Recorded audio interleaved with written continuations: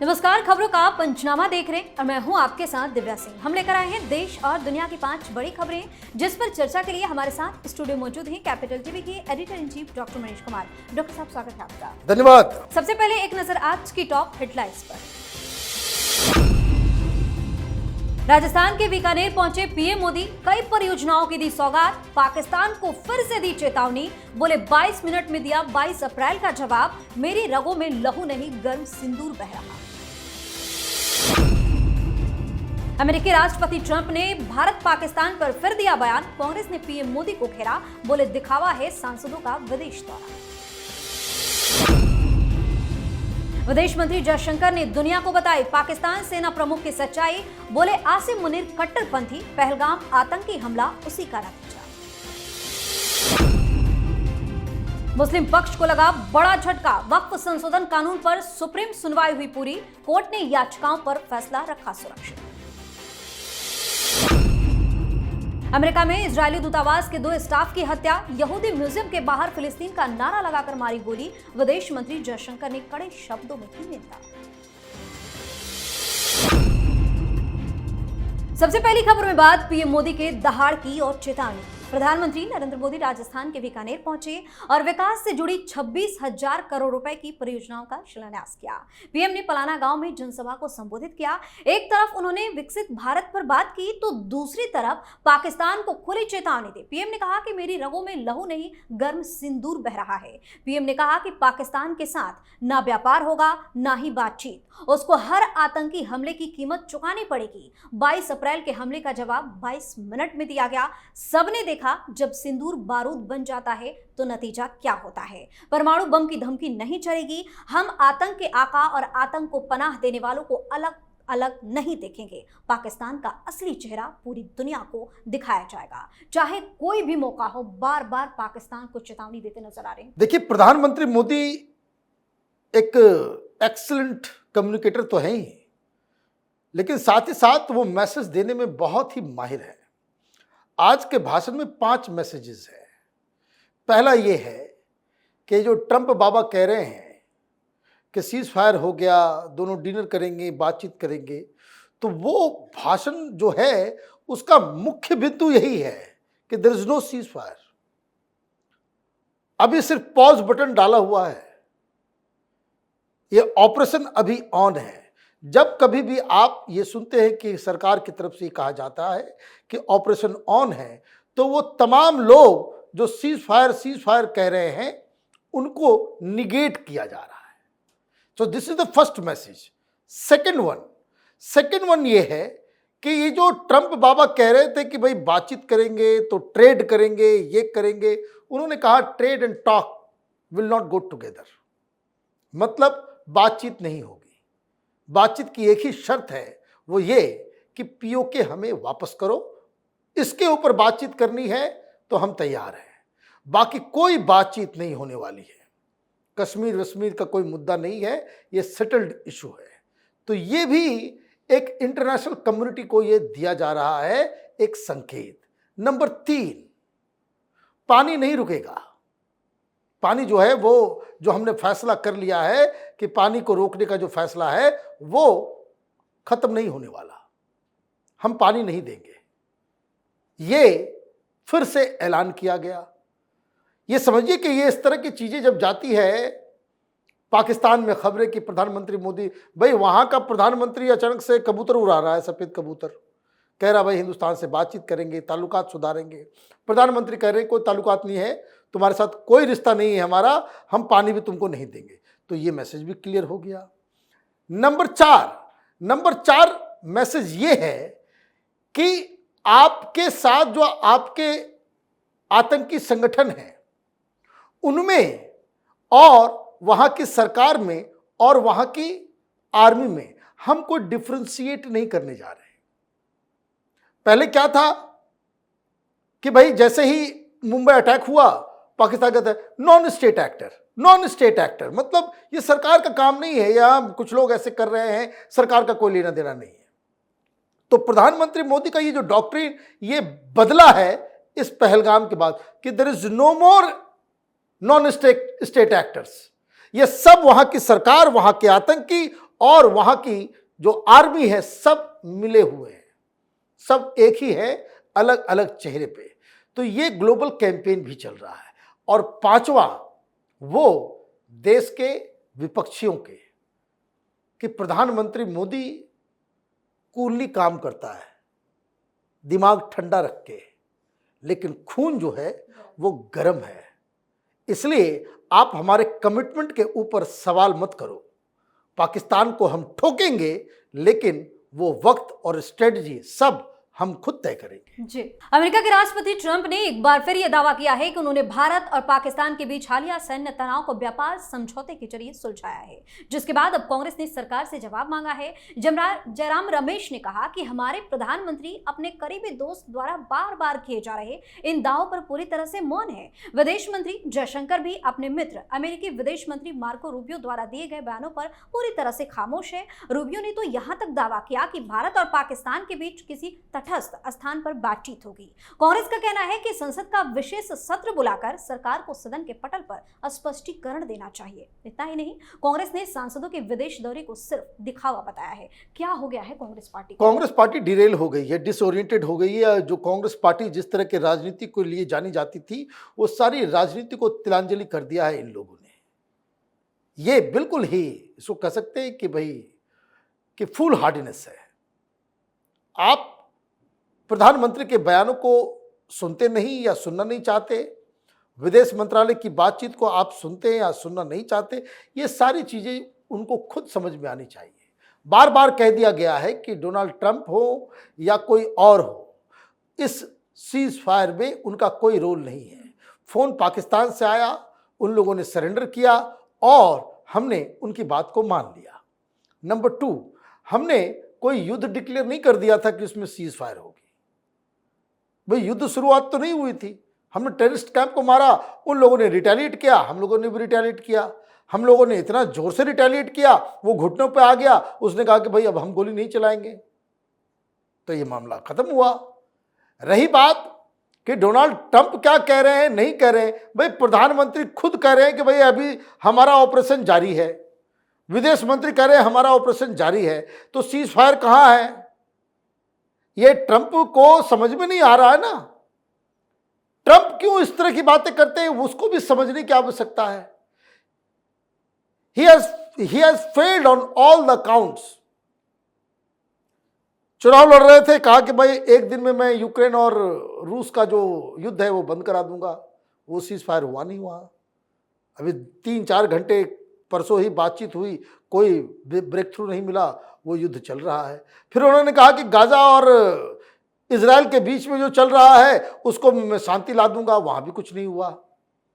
और अचानक से इंडिया पाकिस्तान शुरू हुआ तो पहले 2 दिन तो आप यही कहते रहे कि हमारा कोई लेना देना नहीं इससे। तो आपको समझ में आया कि हर जगह हम फेल हो रहे हैं, चलो कहीं भी शांति। तो वो और थोड़ा ज्यादा ड्रामेटाइज कर रहे हैं। वो आत्ममुग्ध व्यक्ति है, उनकी बात का कोई हिसाब किताब नहीं है। अब कोई आदमी अपने मन से कल टिम्बकटू का प्रेसिडेंट आकर के कहना शुरू कर दे कि भाई हमने मध्यस्थता कराई, तो ये तो होता नहीं है ना।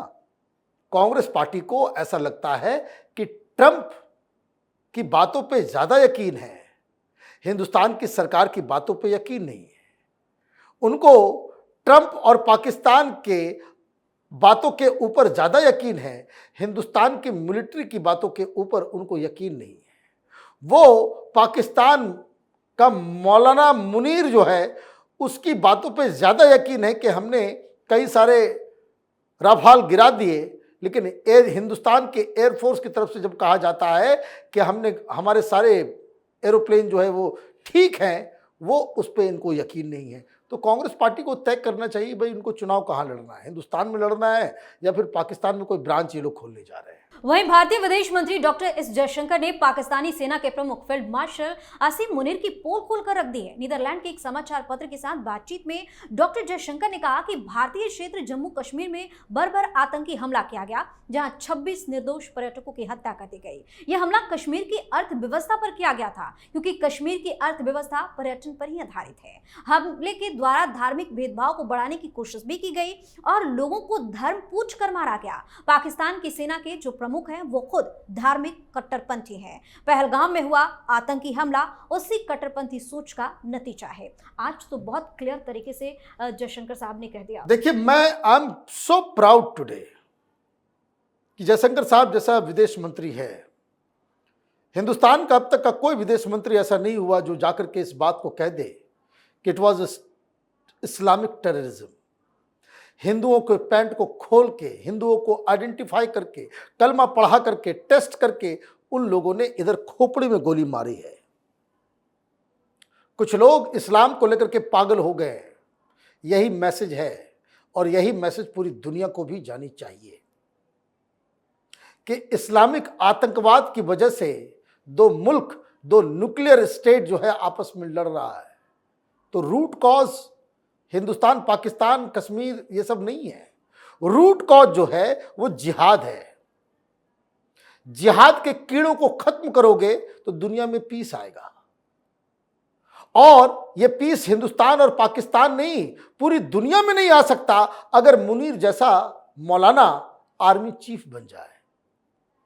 ऐसे लोगों के हाथ में अगर न्यूक्लियर बटन होगा तो दुनिया सुरक्षित नहीं है। This is the message that India must carry to the world कि ये आदमी ये कह रहा है कि दो धर्म एक साथ नहीं रह सकते। दो धर्म एक साथ नहीं रह सकते। तो ये तमाम यूरोपियन कंट्रीज को, चाहे वो नीदरलैंड हो, चाहे वो फ्रांस हो, चाहे वो अमेरिका हो, चाहे वो इंग्लैंड हो, पूरी दुनिया को समझ में आनी चाहिए कि ये मानसिकता, ये वायरस, ये तुम्हारे मुल्क में भी जाएगा। वहां भी तुम्हारे यहां मुसलमान हैं, कल यही कहेंगे कि हम साथ में नहीं रह सकते। वैसे ही लंदन का बहुत सारा इलाका जो है नोगो जोन बन गया है। वो लगता है कि कोई कराची के गली में पहुंच गए हो, कोई लाहौर के मोहल्ले में पहुंच गए हो।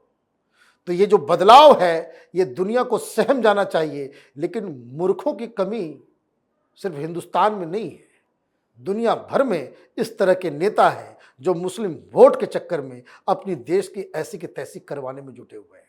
आई एम सो प्राउड कि India is calling a spade. ये काम आगे जारी रखना चाहिए। जी, इधर वक्फ कानून की वैधता को चुनौती देने वाली याचिकाओं पर सुप्रीम कोर्ट में लगातार 3 दिन से चल रही सुनवाई पूरी हो गई। CJI B R. गवई और जस्टिस ऑगस्टीन जॉर्ज मसीह के बेंच ने सरकार और मुस्लिम पक्ष की दलीलें सुनी। इसके बाद कोर्ट ने अंतरिम आदेश सुरक्षित रख लिया। सुनवाई के दौरान सरकार की तरफ से तुषार मेहता ने जिस तरह की जबरदस्त दलील दी, उसके बाद मुस्लिम पक्ष की कोई चाल कामयाब नहीं हो पाई। इनकी तरफ से भरपूर कोशिश हो रही थी कि किसी भी हाल में कोर्ट की तरफ से कोई अंतरिम आदेश पारित कर दिया जाए, लेकिन आज भी इनके मंसूबों पर पूरी तरह से पानी फिर गया। कितना बड़ा झटका इनके लिए है और आज कोर्ट में क्या क्या हुआ। देखिए, मुस्लिम पक्ष चाह रहा था कि जितना जल्द से जल्द एक इंटरिम आदेश मिल जाए, कुछ रोक लग जाए। क्यों?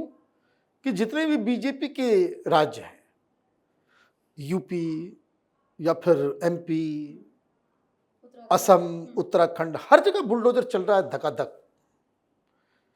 ये जो इलीगल तरीके से कुकुरमुत्ते की तरह कहीं मजार, कहीं पे मदरसा, ये जो उग जा रहे हैं वो खत्म हो रहा है। तो एनी हाउ दे वांटेड कि भाई एक इंटरिम आदेश इमीडिएटली निकल जाए। ये चाह रहे थे कब? जब गवई साहब से पहले खन्ना साहब चीफ जस्टिस थे, लेकिन उन्होंने मामले को टरका दिया।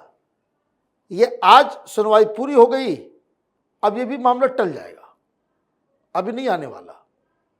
अब गर्मी छुट्टी के बाद इसका फैसला आने वाला है। उन्होंने ये नहीं कहा कि भाई अभी उसको होल्ड कर रहे हैं, 2 दिन के बाद फैसला सुनाएंगे। जजेस बताते हैं कि भाई आज सुनवाई हो गई, कल सुना देंगे, परसों सुना देंगे। आज तो तारीख ही गायब है ना। वो गवई साहब को स्लोगन याद आ गया कि मंदिर वहीं बनाएंगे, तारीख नहीं बताएंगे। ये करते थे, चिल्लाते थे। तो आज जो है फैसला सुनाएंगे लेकिन तारीख नहीं बताएंगे। तो इसका मतलब ये है कि जैसे जैसे समय बीतता जा रहा है, मुस्लिम पक्ष इस केस में दे आर लूजिंग ग्राउंड्स। अब ऐसे ऐसे वकील को आप रखोगे जो हमेशा हारते ही जाकर के सुप्रीम कोर्ट में, तो जीतने की तो वैसे ही गुंजाइश नहीं थी, और टेक्निकली भी आपके पास कोई तर्क नहीं था। आप हिंदुस्तान में जमीन के ऊपर कंट्रोल करना चाह रहे हो और आप ये जिद पे अड़े हुए हो कि हम रजिस्ट्रेशन नहीं कराएंगे, हम कागज नहीं दिखाएंगे। ये कौन से 14वीं शताब्दी में रह रहे हैं क्या हम लोग? पूरी दुनिया में जो नॉर्मल लोग हैं सब अपना खेत खलिहान का डिजिटलाइजेशन हो रहा है, सब कुछ हो रहा है, एवरीथिंग, वो सारा रिकॉर्ड जो है वो डिजिटल होने जा रहा है। आप जो है वो पड़े हुए हो 1400 ईस्वी में, तो ये तो नहीं चलेगा। यही होना था।